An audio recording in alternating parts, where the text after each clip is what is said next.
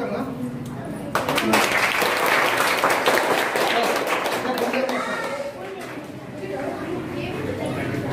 Thank you. Already आपण into ಮಾಡಿದ್ದಾರೆ ಎಲ್ಲ ಪ್ರಾಕ್ಟಿಕಲ್ ಅವರು ಇತ್ತು ಬಿಟ್ಟಿದ್ದಾರೆ ಬಟ್ ಸಂಗ ಮಾಡಿದ್ದಾರೆ ಸೊ ಸೆಕೆಂಡ್ ಸೈನ್ಸ್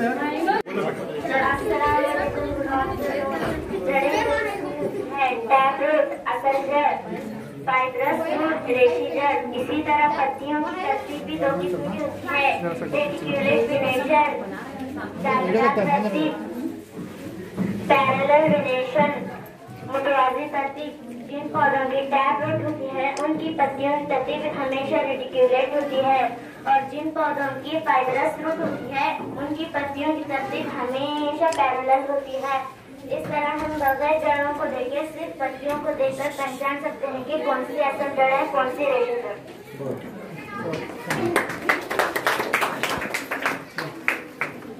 हम केमिकल रिएक्शन करने जा रहे हैं। हम पहला 2 फ्लास्क किए हैं। एक फ्लास्क में हम चूने का पानी बार है, दूसरे फ्लास्क में हम सिरका बार है। सिरके में बेकिंग सोडा मिलाते हैं। आप देख सकते हैं कि एक ग्लास कार्बन डाइऑक्साइड है। सिरका और बेकिंग सोडा मिलाकर कार्बन डाइऑक्साइड तैयार करते हैं। एक कार्बन डाइऑक्साइड को एक पाइप से गुजारेंगे तो चूने का पानी दूधिया कलर का बन जाता है। सलाम अलैकुम। अब हम इसका टेस्ट करेंगे। इसके लिए हमने आयोडीन टिंचर लिया है। अब ब्रेड, आलू और मूंगफली पर आयोडीन टिंचर के चंद कतरे डालकर देखेंगे। जिस चीज पर भी काला या नीला रंग नजर आता है उसमें स्टार्च मौजूद है, और जिस चीज पर भी काला या नीला रंग नजर नहीं आता उसमें स्टार्च मौजूद नहीं है। अब हम डालकर देखेंगे। सर बच्चे की माँ बाप को नहीं बुला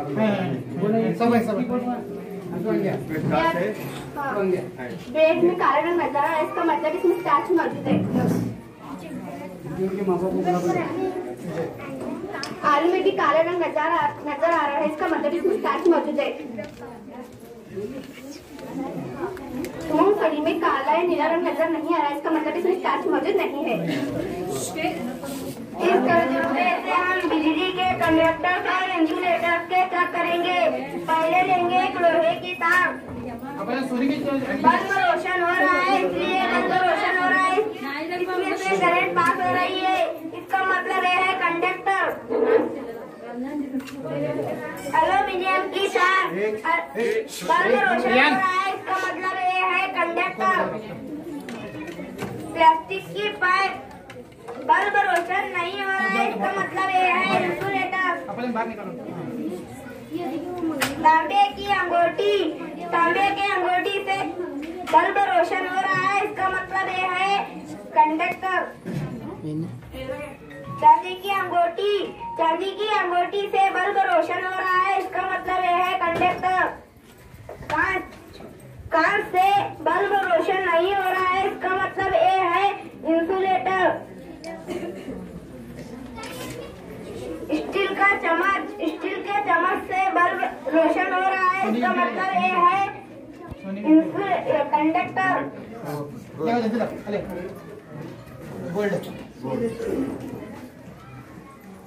सोने के अंगूठी से बल्ब रोशन हो रहा है, इसका मतलब यह है कंडक्टर। अस्सलाम वालेकुम। फूल के 4 हिस्से होते हैं। Parts of flower. नंबर 1 अंखड़ियाँ, ये जो आपको हरे कलर के नजर आ रहे हैं ये अंखड़ियाँ हैं। नंबर 2 पंखुड़ियाँ, ये खूबसूरत रंग बिरंगे जो आपको नजर आ रहे हैं ये पंखुड़ियाँ हैं।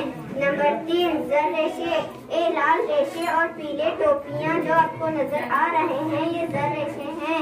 नंबर 4 मार्किन, ये ऊपर से नीचे तक जो आपको लंबा नजर आ रहा है ये मार्किन है।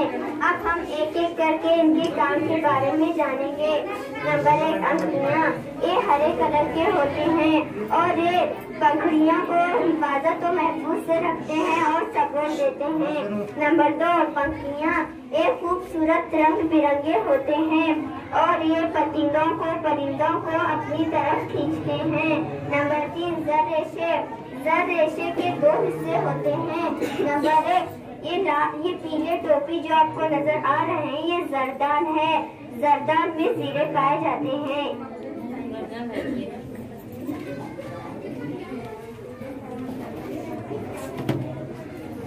ये आप देखिए। जीरा दाम ठीक है। और वो लाल क्यों है? ये फूल लाल है क्यों है? क्या रीजन है? वो येलो अलग कलर क्या है? अलग अलग। इसमें क्रोमोफिल है। Chromophil red pigment. याद रखो क्या है? Chromophil red pigment. व्हाइट है तो ल्यूकोफिल। माशाल्लाह, थैंक यू सर। ल्यूकोफिल व्हाइट है। ये मालूम लाल हो जाती है। नंबर 4 मादी के 3 हिस्से होते हैं। ये ऊपर कलगी, नंबर 2 ये स्टाइल, नंबर 3 ये बैजादान। अब बैजादान में छोटे छोटे बैजे पाए जाते हैं। ये आप देखिए।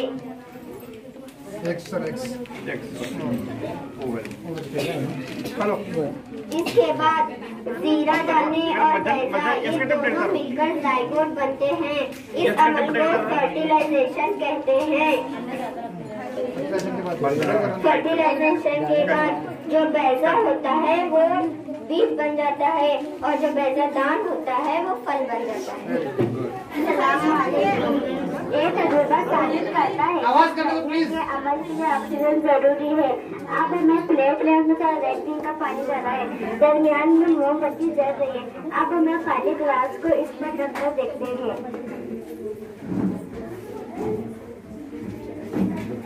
आपने देखा कि मोमबत्ती थोड़ी देर जलती रही फिर बुझ गई। थोड़ी देर इसलिए जली कि खाली ग्लास में हवा में ऑक्सीजन मौजूद थी। बाद में इसलिए बुझी कि वो ऑक्सीजन खत्म हो गई। पानी ऊपर इसलिए चल गया कि जितनी ऑक्सीजन थी जलने में इस्तेमाल हुई इतनी जगह में पानी ऊपर चल गया।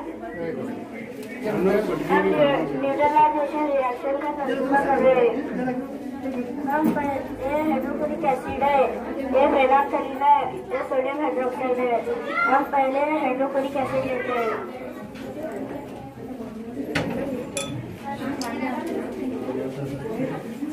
अब हम फेनोल्फथालीन के 3 कतरे।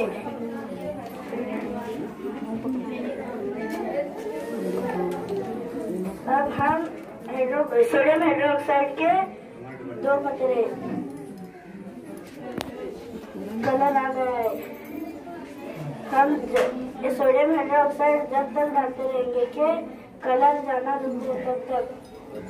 अब कलर हो गया है। अब हम फिर हाइड्रोक्लोरिक एसिड डालते हैं।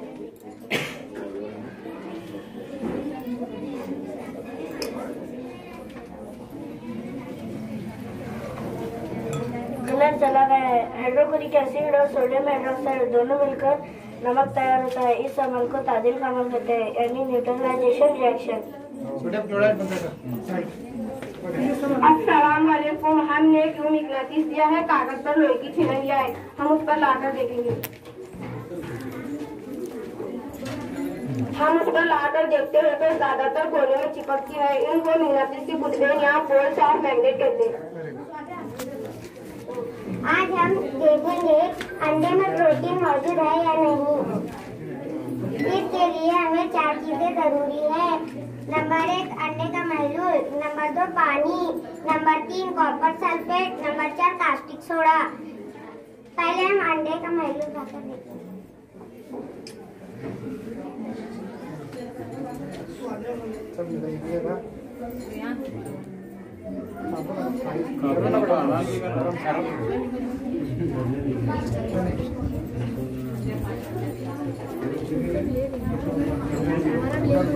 पानी के 10 कटोरे।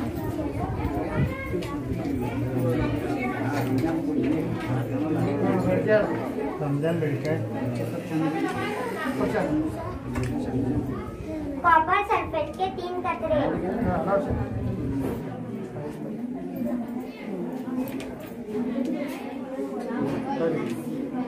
कॉपर सल्फेट के 3 कतरे। समाधान कास्टिक सोडा खाने पर ये पर्पल कलर का हो गया तो इसका मतलब ये है कि अंडे में प्रोटीन मौजूद है।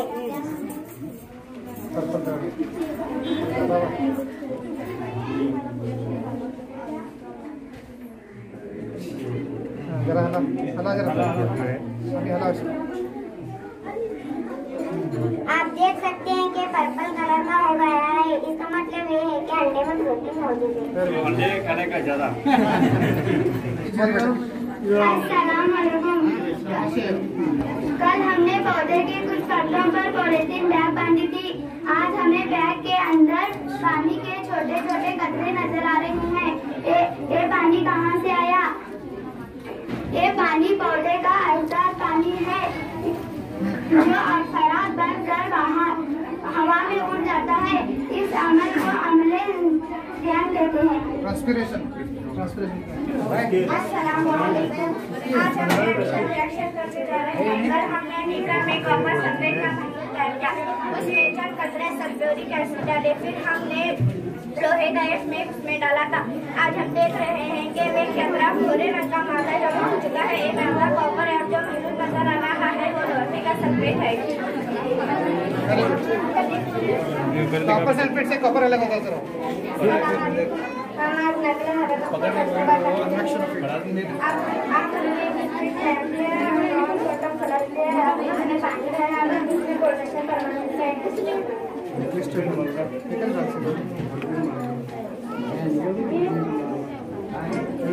हाँ वेट नजदीक आओ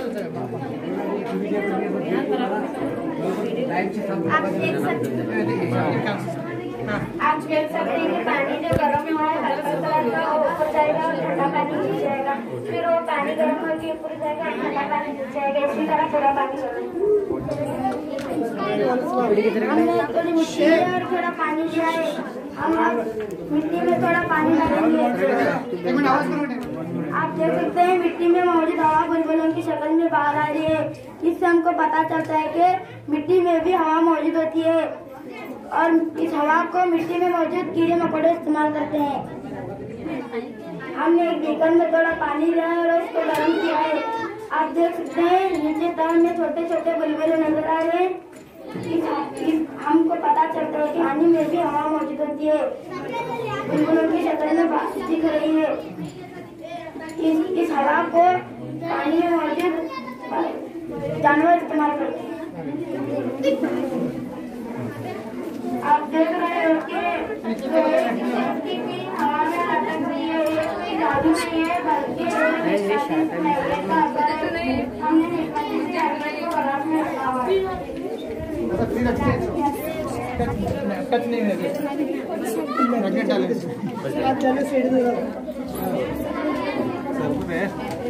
जरा सा। हाँ अस्सलाम वालेकुम। ये नींबू का पानी है और चूने का पानी है। जब हम नीला लिटमस नींबू के पानी में डालते हैं तो लाल रंग तब्दील होता है। इसका मतलब है कि नींबू के पानी में एसिड मौजूद है।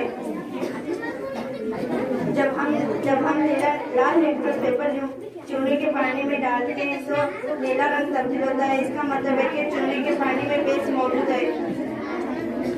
जब हल्दी का पेपर चूने के पानी में डालते हैं तो लाल रंग तब्दील होता है। इसका मतलब है कि चूने के पानी में बेस मौजूद है।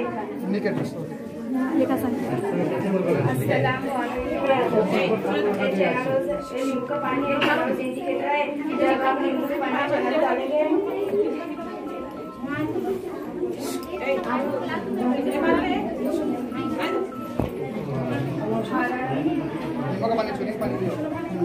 हरा रंग तब्दील होता है, यानी चूने के पानी में बेस मौजूद है।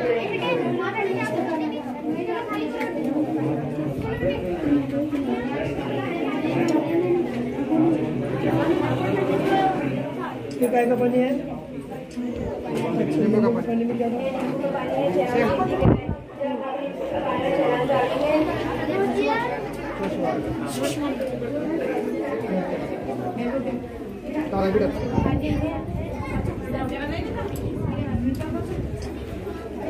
गुलाबी रंग में तब्दील हो जाए, यानी नींबू पानी में एसिड मौजूद है।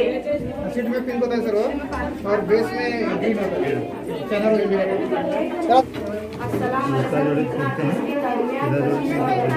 हम जानते हैं कि मैग्नेट में दो पोल होते हैं, एक नॉर्थ पोल किसी एन से जाहिर किया जाता है, एक साउथ पोल किसी एन से जाहिर किया जाता है। जब हम दो मैग्नेट के एक्स्ट्रा पोल्स को एक दूसरे के करीब करते हैं तो दूसरे को दफा करते हैं। जब हम दो एक्स्ट्रा पोल्स को एक दूसरे के करीब करते हैं तो एक दूसरे को पहचान करते हैं। Attraction, repulsion between magnets. North poles also. हाँ. हम इसका नाम जोड़ा है।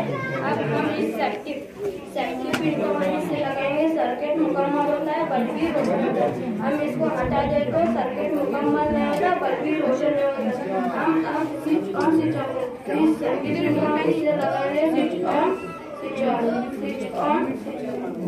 ये तजुर्बा साबित करता है कि हमारे अतराफ हवा मौजूद है या नहीं। आइए देखिए, हमने कांच का बर्तन लिया है और उसमें थोड़ा सा पानी डाला है और दो खाली गिलास ले हैं। आपको पता ही होगा कि खाली गिलास में हवा मौजूद होती है। मैं इस गिलास को पानी में डुबो देती हूँ। आप देख सकते हैं कि गिलास के अंदर पानी नहीं चले गया क्योंकि गिलास के अंदर हवा मौजूद है। अब मैं फिर से गिलास को डुबो देती हूँ। आप देख सकते हैं कि गिलास के अंदर पानी नहीं चले गया क्योंकि इसमें भी हवा मौजूद है। अब मैं इस गिलास को थोड़ा सा तिरछा करती हूँ। आप देख सकते हैं कि बुलबुले नज़र आ रहे हैं। गिलास में जो हवा थी वो बुलबुलों के शक्ल में बाहर आ रही है और पानी ऊपर चढ़ गया है। इससे हमें पता चलता है कि खाली गिलास में भी हवा मौजूद होती है। ओके, अभी आज हम तजुर्बे में ये देखेंगे कि कॉन्केव मिरर और कॉन्वेक्स लेंस से कैसी इमेज बनती है। हमने स्क्रीन ली है और हमने कॉन्केव मिरर लिया हुआ है। आपको इमेज किया है हकीकी और उल्टी है। कॉन्केव मिरर की इमेज हकीकी और उल्टी होती है। Real inverted. हाँ, कॉन्वेक्स लेंस की यहाँ पे हमने कॉन्वेक्स लेंस रखा हुआ है, यहाँ पे मोमबत्ती रखी हुई है। आपको स्क्रीन पर कॉन्वेक्स लेंस की इमेज दिख रही होगी, वो हकीकी और उल्टी होती है। कॉन्वेक्स लेंस की इमेज हकीकी और उल्टी होती है। Real and inverted image form होता है sir. Concave mirror and convex lens from both magnesium ribbon. Magnesium ribbon का जलना। अब हम मैग्नेशियम रिबन जला के देखेंगे। कहाँ है? ये बाजू दिखाइए। हवा में जलने पर सफेद दूधिया रोशनी के साथ जलती है। उसमें डाल। आप देख सकते हैं जो राख बदी है मैग्नीशियम ऑक्साइड है। ये मैग्नीशियम ऑक्साइड पानी में मिलाएंगे तो मैग्नीशियम हाइड्रो ऑक्साइड बनता है। ऑक्सीजन के साथ रिएक्ट करो मैग्नीशियम ऑक्साइड बनता है। पहले दो गिलास ले हैं, एक अगरबत्ती ले हैं, इसको जला के इसके अंदर डालते हैं।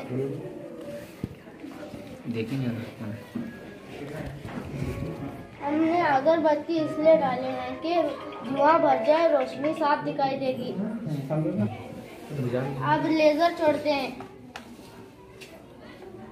आप देख सकते हैं रोशनी खत्म मुस्तकिम में सफर कर रही है। Straight line.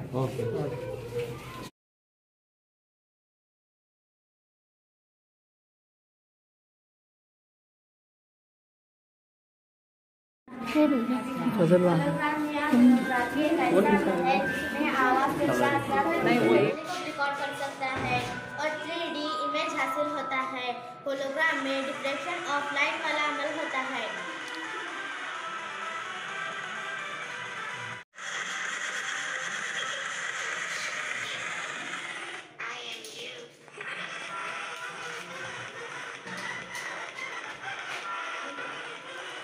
कैसा बनाया तुम्हें ऊपर का? ट्रांसपेरेंट पेपर लेकर। हाँ सर, बशीर भाई बैठो इसमें। अस्सलामुअलैकुम। इस तस्वीर से ये साबित करेंगे कि रोशनी हमेशा खत्ते मुस्तकिल पर सफर करती है। Light travel in a straight line. आप यहाँ से देखिएगा मोमबत्ती की लौ नजर आ रही है। नजर आ रही हो? हाँ नजर आ रही है। ये इसलिए नजर आ रही है कि हमने सीरीज के सुराख एक ही खड़े मुस्तकिल पर रखा है। अब मैं दरमियान की सीढ़ी को थोड़ा सा हटाती हूँ। अब आप गौर कीजिए, क्या मोमबत्ती की लौ नजर आ रही है? ये इसलिए नजर नहीं आ रही है कि अब रोशनी के रास्ते में ये आड़ बन गई। अब मैं इस सीढ़ी को असली जगह पर रखती हूँ। अब आप गौर कीजिए, क्या मोमबत्ती की लौ नजर आ रही है? नजर आ रही है। ये इसलिए नजर आ रही है कि हमने सीरीज के सुराख दोबारा खत्ते मुस्तकिल पर रखा है। इससे पता चलता है कि रोशनी हमेशा खत्ते मुस्तकिल पर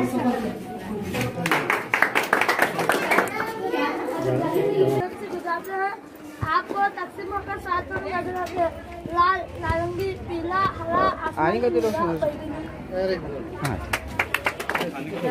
सूरज की रोशनी मैग्नीफायर को पड़ती है तो एक नुक्ते पे मरकूज करता है। ज्यादा गर्मी की वजह से कागज जलना शुरू हो जाता है।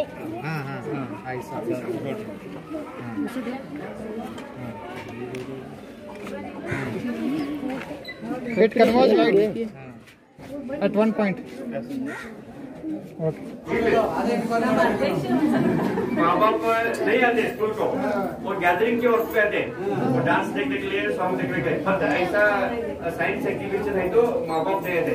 तो मैं सब पेरेंट्स की विनती है, एटलीस्ट मंथली एक महीने में एक बार तो आप स्कूल का आके आपका बच्चे कैसा पढ़ाई करे, उसका प्रॉब्लम क्या है, तो आप जाके आके टीचर से डिस्कस किए तो और बच्चे इम्प्रूवमेंट होता है, बच्चों का प्रोग्रेस आपको मालूम होता है, बच्चे में क्या डिफिकल्टी है, क्या प्रॉब्लम है आपको मालूम होता है। तो घर पे भी आप बच्चों को सलाह दे सकते हैं।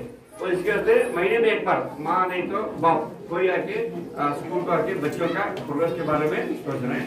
और एक बार हमारा बच्चों को क्या होता है, usually in the Muslim community लड़कियों को 7th होने के बाद एसएससी होने के बाद स्कूल से बंद करते हैं। माँ बहन बहुत लोग आए इधर, आपको एक विनती, लड़कियों को स्कूल से आने से मना मत करो, वो कितना पढ़ने दो। आपने एसएससी पीयूसी होने के बाद डीएड किया तो हम टीचर बन सकते हैं, डिग्री होने के बाद वो भी कॉम्पिटिटिव एग्जाम अटेंड करके ऑफिसर बन सकते हैं, टीचर बन सकते हैं, लेक्चर बन सकते हैं, बैंक में एम्प्लॉय भी बन सकते हैं। इसके बच्चों को कितना होता है उतना पढ़ाने का, बीच में नहीं छोड़ने का, बीच में नहीं छोड़ने का। एक ईयर तो आपका बच्चों का भलाई होता है, भविष्य में वो देश का उत्तम नागरिक बनाने के लिए वो ये होता है, उसको हेल्प होता है। इस वास्ते ಇಲ್ಲಿ ಬಂದಿರಲ್ಲ ತಂದೆ ತಾಯಿ ಹೇಳ್ತಿದ್ದೆ, ಮಕ್ಕಳನ್ನ ಮಧ್ಯದಲ್ಲಿ ಶಾಲೆಯಿಂದ ಬಿಡಿಸಾಕೋಬಾರ್ದು, ಅವ್ರು ಎಷ್ಟು ಸಾಧ್ಯ ಇತ್ತು ಅವ್ರಿಗೆ ಕಲಿಲಿಕ್ಕೆ ಅವಕಾಶ ಮಾಡಿಕೊಡ್ರಿ। ಸರ್ಕಾರ ಎಲ್ಲ ಸೌಲಭ್ಯ ಕೊಟ್ಟಿದೆ, ಪ್ರೈಮರಿ ಇದೆ, ಹೈಸ್ಕೂಲ್ ಇದೆ, ಹುಕ್ಕೇರಿ ಇಲ್ಲಿ ನಮ್ಮ ಹೈಸ್ಕೂಲ್ ಇದೆ, ಇಲ್ಲಿ 7th ಇರೋದಕ್ಕೆ ಹುಕ್ಕೇರಿ ಹೋಗ್ರಿ। ಆಮೇಲೆ ಅಲ್ಲಿ ಗೌರ್ಮೆಂಟ್ ಕಾಲೇಜ್ ಇದೆ, ಡಿಗ್ರಿ ಮಾಡಕ್ಕೆ ಅವಕಾಶ ಇದೆ, ಫ್ರೀ ಎಜುಕೇಶನ್ ಕೊಡ್ತಾರೆ। ಹುಕ್ಕೇರಿಯಲ್ಲಿ ಗೌರ್ಮೆಂಟ್ PU ಕಾಲೇಜ್ ಇದೆ, ಗೌರ್ಮೆಂಟ್ ಕಾಲೇಜ್ ಇದೆ, ಗೌರ್ಮೆಂಟ್ ಹೈಸ್ಕೂಲ್ ಇದೆ। ಸೊ ಆ ಡಿಗ್ರಿ ಮಟ್ಟ ಹುಡುಗರಿಗೇನೋ ತೊಂದರೆ ಇಲ್ಲ, ಆ ದಿಶೆಯಲ್ಲಿ ಎಲ್ಲ ತಂದೆ ತಾಯಿಗಳು ಮಕ್ಕಳನ್ನ ಮಧ್ಯದಲ್ಲಿ ಶಾಲೆ ಉಳಿಸ್ಕೊಡ್ರಿ, ಅವರ ಪ್ರೋಗ್ರೆಸ್ ಅನ್ನು ತಿಳ್ಕೊಂಡು ಅವರಿಗೆ ಉತ್ತಮ ಶಿಕ್ಷಣ ಕೊಡಕ್ಕೆ ಪ್ರಯತ್ನ ಮಾಡ್ರಿ। ಆಮೇಲೆ ಇದು ಮಸಗುಪ್ಪಿ ಉರ್ದು ಸ್ಕೂಲ್ ಬಹಳ ಚೆನ್ನಾಗಿ ನಡೀತಾರೆ। ನಮ್ಮ ಶಾಸಕರಂತ ಸತೀಶ್ ಜಾರಕಿಹೊಳಿ ಅವರು ನಿಮ್ಗೇನ್ ಬೇಕೆಲ್ಲ ಮೂಲಭೂತ ಸೌಲಭ್ಯಗಳನ್ನ, ಕೊಠಡಿಗಳಾಯ್ತು, ಡೆಸ್ಕ್ ಆಯ್ತು, ಎಲ್ಲ ಸೌಲಭ್ಯಗಳನ್ನ ಒದಗಿಸ್ಕೊಟ್ಟರು। ಸೊ ಇಲ್ಲಿ ಗ್ರಾಮಸ್ಥರು ಕೂಡ ಈ ಶಾಲೆಯನ್ನ ಅತ್ಯಂತ ಸುಂದರವಾಗಿ ಅಚ್ಚುಕಟ್ಟಾಗಿ ಇಟ್ಕೊಳ್ಳಿಕ್ಕೆ ನೀವು ಟೀಚರ್ಗೆ ಹೆಲ್ಪ್ ಮಾಡೋದು, ಯಾಕಂದ್ರೆ ಎಲ್ಲ ಸರ್ಕಾರ ಮಾಡಕ್ ಆಗೋದಿಲ್ಲ। ಆ ಸ್ಕೂಲ್ ಹಾಲಿಗೆ ನಾವು ಟಾಯ್ಲೆಟ್ ಕಟ್ಟೇವಿ, ಟೇವರ್ ಸಾಕಾಗತ್ತೇವಿ, ಕಂಪೌಂಡ್ ಅನ್ನ ನಾವು ಗೌರ್ಮೆಂಟ್ ಹಚ್ಚಿಂದ ಕಟ್ಬಿಡ್ತೇವೆ। ಆ ಸ್ಕೂಲ್ ಪ್ರಾಪರ್ಟಿ ಹಾಳಾಗಕ್ ಹೋಗ್ಬಾರ್ದು। ಸ್ಕೂಲ್ ಮುಗಿದ ನಂತರ ಯಾರೋ ಬರೋದು ಗಲೀಜ್ ಮಾಡೋದು, ಆಮೇಲೆ ಸಿಗರೇಟ್ ಸೇರಿ ಹೋಗಿದ್ದು, ಡ್ರಿಂಕ್ ಮಾಡಿ ಹೋಗಿದ್ದು, ಆಮೇಲೆ ಟಾಯ್ಲೆಟ್ ದರ್ವಾಜಾ ತೋಡ್ನೇಕ, ಲೈಟ್ ಕರ್ನೇಕ, ಆಮೇಲೆ ನೀರಿಂದ ಪೈಪ್ ಕೆತ್ತು, ಇಂಥವೆಲ್ಲ ಮಾಡ್ತಾರೆ। ಸೊ ಅವೆಲ್ಲ ಮಾಡಕ್ ಹೋಗ್ಬೇಡ್ರಿ, ಅವನ್ನೆಲ್ಲ ಈ ಸ್ಕೂಲ್ ಅಂದ್ರೆ ಇದು ನಿಮ್ದು ಊರಿಂದ ನಿಮ್ದೇ ಇದು ಸರ್ಕಾರಿ ಇದ್ರು ಕೂಡ ಆ ಸ್ಕೂಲು ನಿಮ್ಮ ಊರಿನ ಸ್ಕೂಲು, ನಿಮ್ಮ ಊರಿನ ಮಕ್ಕಳ ಒಂದು भविष्य निर्माण, आपका बच्चों का भविष्य निर्माण होता है। तो स्कूल को आपके घर की तरह संभाले तो आपका बच्चों का उत्तम शिक्षण मिलने के लिए सुविधा होते हैं।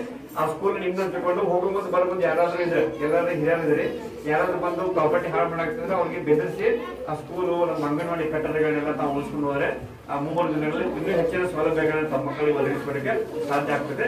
ಸೊ ಈ ನಿಟ್ಟಿನಲ್ಲಿ ಶಿಕ್ಷಕರಿಗೆ ಜೊತೆಗೆ ನೀವು ಇಟ್ಕೊಂಡು ಆ ಶಿಕ್ಷಕರ ಜೊತೆಗೆ ಒಳ್ಳೆಯ ಸಂಬಂಧವನ್ನ SDMC ಪಾಲನೆ ಇಟ್ಕೊಂಡ್ರೆ ಆ ಟೀಚರ್ಸ್ ಫ್ರೀ ಆಗಿ ಇನ್ನೂ ಹೆಚ್ಚಿನ ರೀತಿಯಲ್ಲಿ ಈ ಮಕ್ಕಳಿಗೆ ಮಾರ್ಗದರ್ಶನ ಮಾಡ್ತಾರೋ.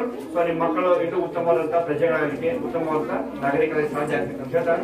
ಸೊ ಇವತ್ತು ಬಹಳ ಉತ್ಸಾಹದಿಂದ ನಮ್ಮ ಟೀಚರ್ಸ್, ವಿದ್ಯಾರ್ಥಿಗಳು, SDMC ಮತ್ತು ತಂದೆ ತಾಯಂದಿರು ಒಂದು ಸೈನ್ಸ್ ಎಕ್ಸಿಬಿಷನ್ ಏರ್ಪಡಿಸಿದ್ರೆ ನನಗೆ ಬಹಳ ಸಂತೋಷ ಆಯಿತು. ಮುಂಬರುವ ದಿನಗಳಲ್ಲಿ ಇನ್ನೂ ಹೆಚ್ಚಿನ ಒಂದು ಮಾಹಿತಿಯನ್ನ ನಾಲೆಜ್ ನಮ್ಮ ಮಕ್ಕಳಿಗೆ ಕೊಡಿ ಅಂತ ಶುಭವನ್ನು ಹಾರೈಸಿ ನನ್ನ ಕಲಿಸಿ ಈ ಕಾರ್ಯಕ್ರಮದಲ್ಲಿ ಭಾಗವಹಿಸಿ ಮಾತನಾಡಲಿಕ್ಕೆ ಅವಕಾಶ ಕೊಟ್ಟಂತ ಎಲ್ಲರಿಗೂ ವಂದಿಸಿ ನನಗೆ ಯಾರು ಮಾತನಾಡ್ತಾರೆ. अपने लड़कियों को सिखाए नहीं आगे कौन कौन सिखाते हैं? सब जो सिखाते हैं पक्का इरादा करो यहाँ के आगे लड़के सीखे नहीं कौन, इसलिए बढ़ाई करम जो साहब बोले अपने लड़कियां बहुत होशियार हैं, तुम्हें आगे बढ़ाओ उनको, हाई स्कूल को कॉलेज को लगाएंगे ना इंशाल्लाह उम्मीद है कि सब इसमें डॉक्टर इंजीनियर बनेंगे इंशाल्लाह। हाँ ज्यादा से ज्यादा बच्चे के तो हम ना इंटरेस्ट आते पढ़ाने।